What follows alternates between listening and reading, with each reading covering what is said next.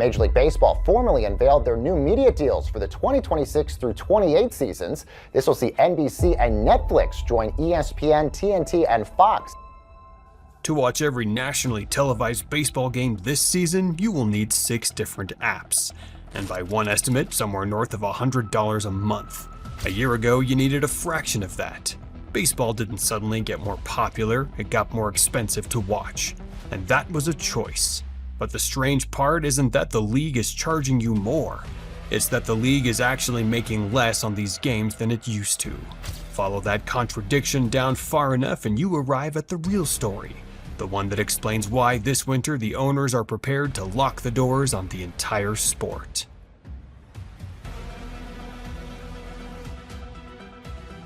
Here's the new map. Starting in 2026, MLB split its national games across 6 places.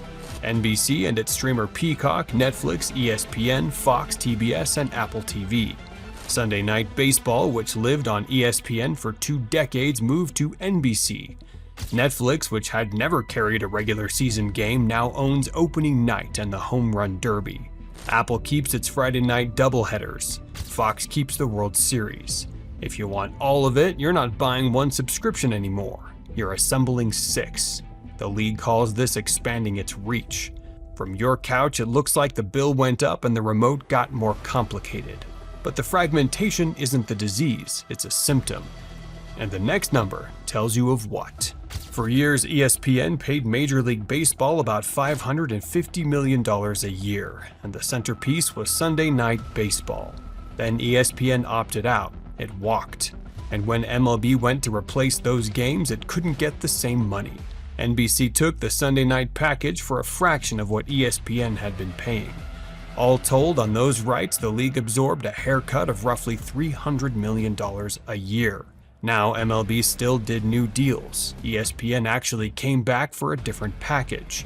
And the 3 headline agreements with ESPN, NBC, and Netflix average around $800 million a year combined.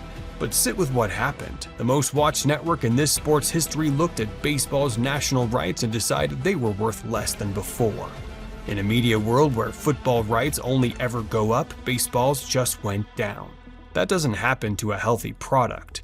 So, where did the money go? The national deals are the part you can see. The real money is local, and that's where the floor is falling out. For decades, each team sold its own games to a regional sports network, and that local TV check was often the biggest single line on a franchise's books. That model is imploding. The company behind a huge share of those regional networks went bankrupt, and teams after team had watched its local TV deal collapse. Cleveland, San Diego, Colorado, Arizona, Minnesota among them. When that regional check vanishes, it doesn't come back at the same size.